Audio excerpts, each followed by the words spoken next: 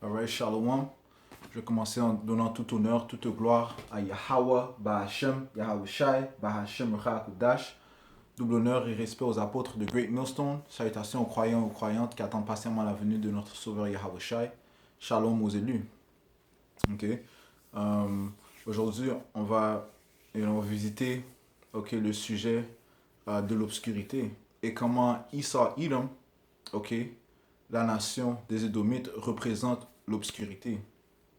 Dans le sens que tout ce que les Édomites, étant le peuple présentement au pouvoir, euh, présentent, tout ce qu'ils encouragent ou promouvoient, mène à l'obscurité, mène à la mort.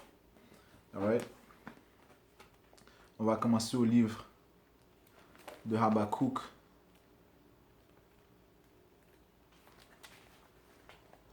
chapitre 2 et verset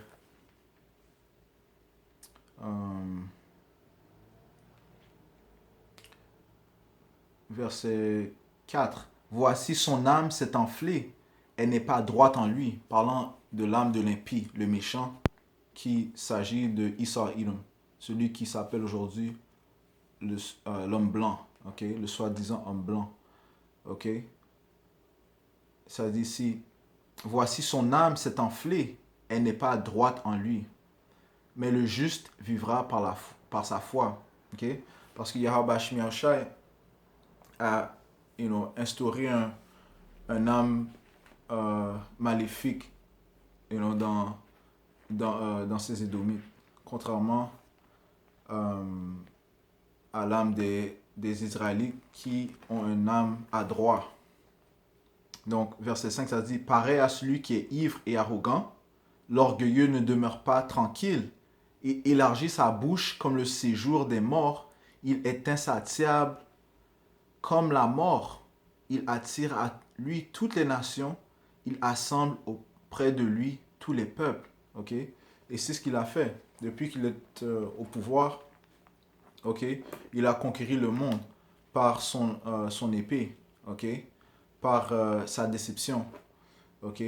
Et voici la raison pour laquelle le monde entier est dans la noirceur. Le monde entier est dans l'obscurité. Maintenant, on va aller dans le dictionnaire Larousse,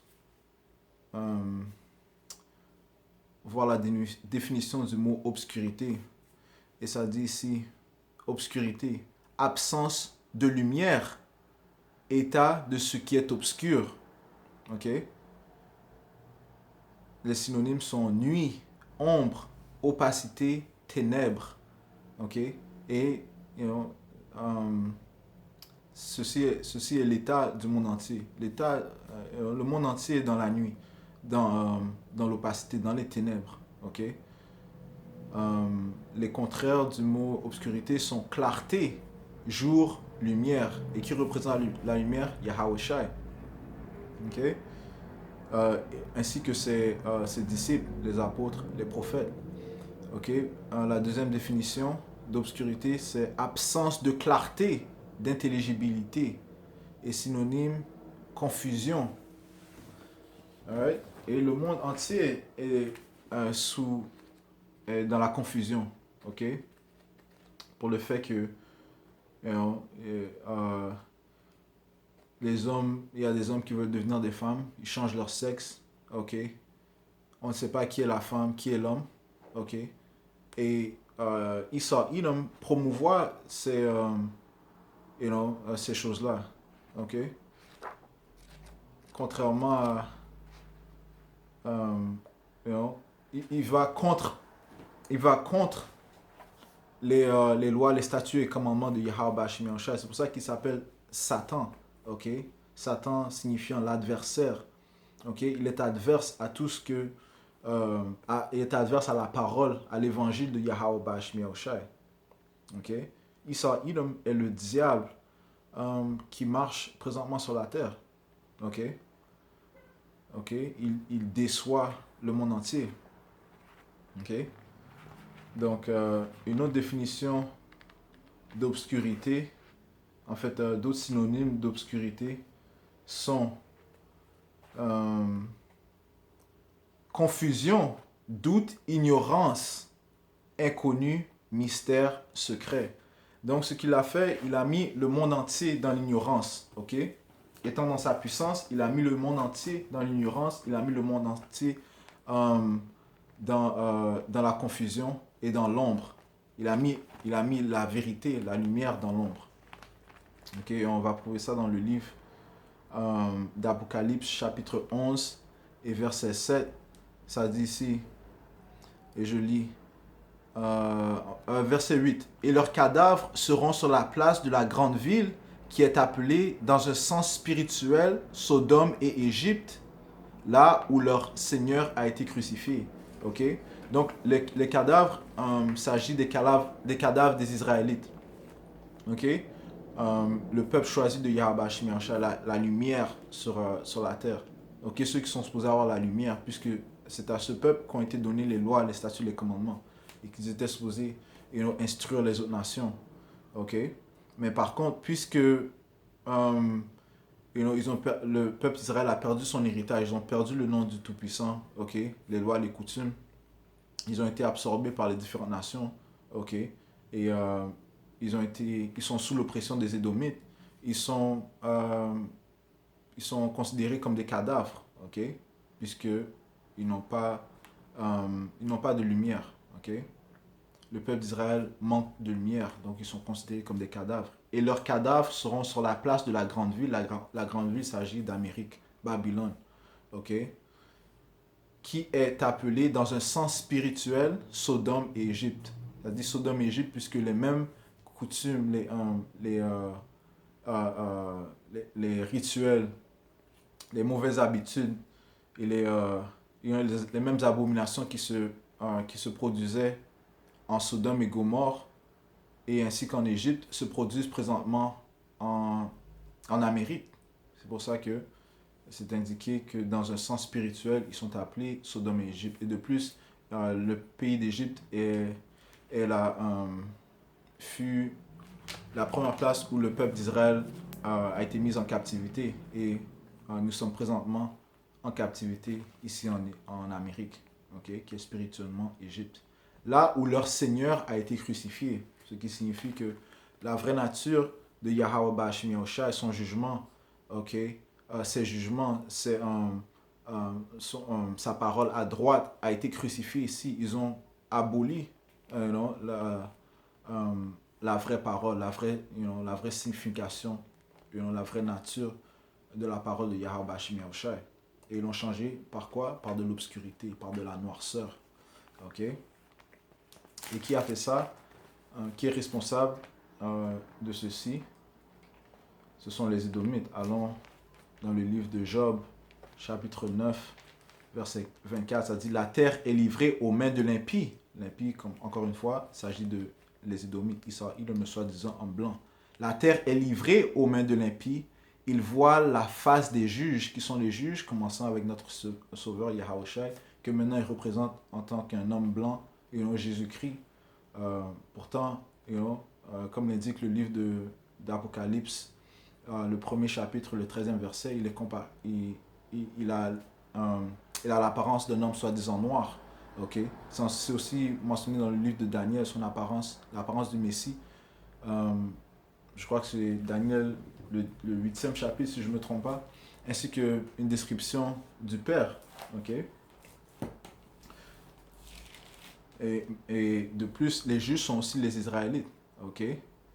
Donc, maintenant, les gens croient que les Israélites sont ceux qui sont présentement en Israël, ce qui est faux. Okay? Les Israélites sont les soi-disant noirs, les Amérindiens, les soi-disant Amérindiens et les soi-disant latinos. Okay? Plus on a les Israélites qui sont dispersés dans chaque coin du monde, qui auront l'apparence des autres nations.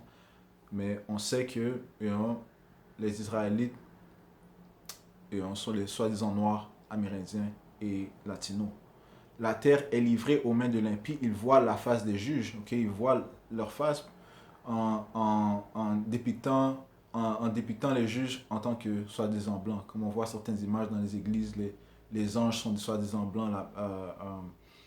Ils mettent une photo du Yahushua comme un homme blanc ou bien le Tout-Puissant comme un homme blanc, ok, ce qui est faux. Ok. Encore une fois, il a mis le monde dans l'obscurité. Il représente l'obscurité. Si ce n'est pas lui, qui est-ce donc? Si c'est pas Issa Ilom l'impie, ok, qui est responsable de ces actes? Ok? Qui est responsable du fait que le monde entier est dans la confusion, dans l'obscurité? Ok?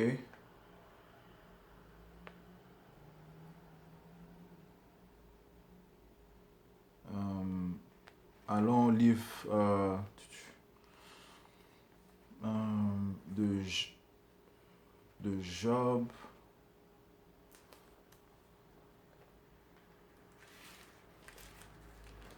Le livre de Job, chapitre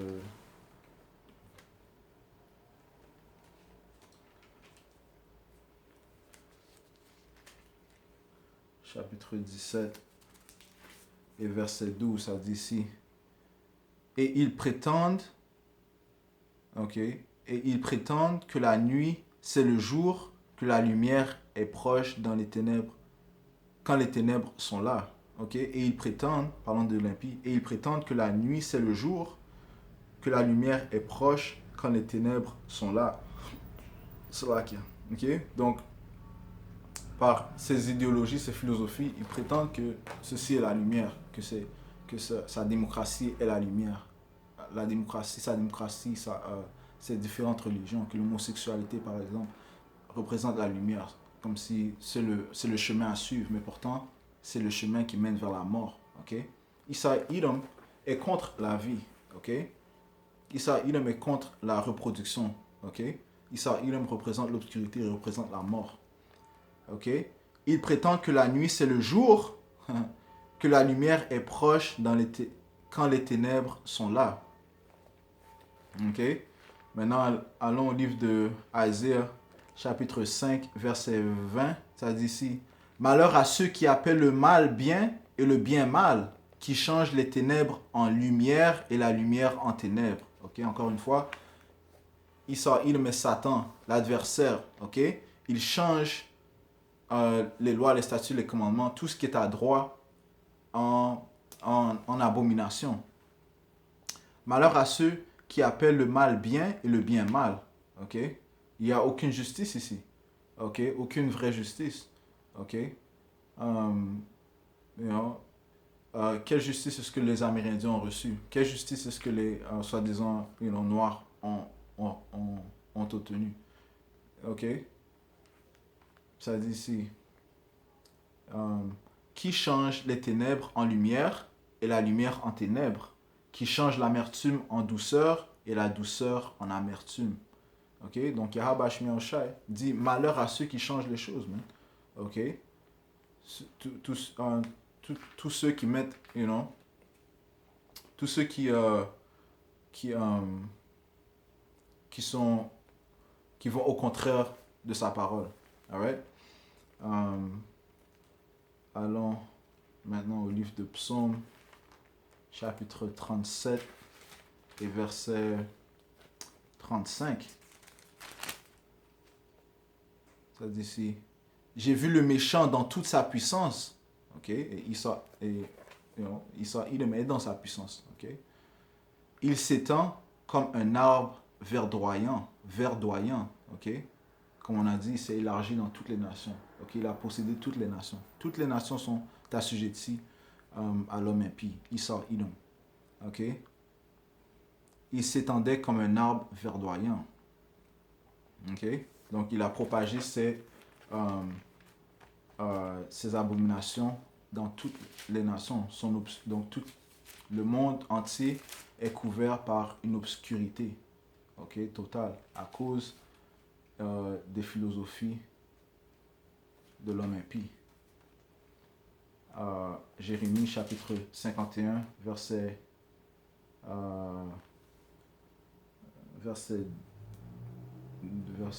2. Non.